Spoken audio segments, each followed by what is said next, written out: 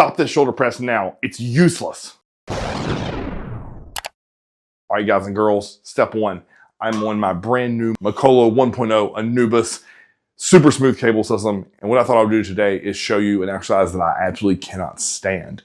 So if you've been a long time follower of the channel, you know that shoulder press isn't something that I'm into. I just don't like it. Now, if I wasn't gonna shoulder press all day long, here's the hierarchy. You ready? Smith machine, hammer strength. If you are lucky enough to have the prime seated shoulder press, by all means, that's a good one.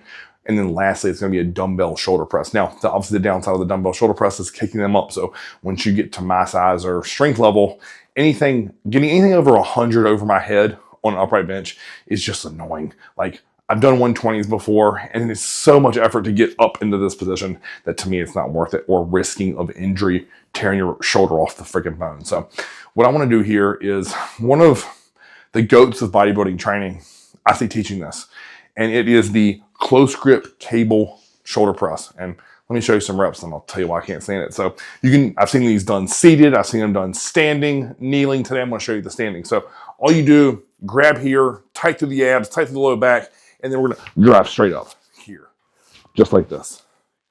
Shoulder press, just like that. Now, my shoulder is clicking and I only have, what is that? 33 pounds on there.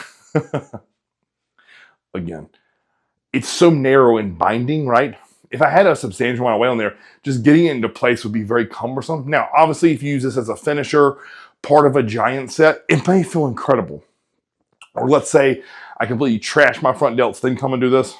That might feel great, but to me, this is just a useless exercise. I'd much rather get face down on an incline bench and do a Y raise with dumbbells. One, it gets inside delt. Two, it crushes my front delt. Three, it doesn't make my shoulder click. And once you're above 40, or honestly 35, we have to begin to think about alignment, how things work the body, and also stress the joint at the same time. So to me, this is just not a lot of bang for my buck. So I'm going to completely cut this exercise out of my program. If your coach or trainer has it built in there, ask them what else we could do.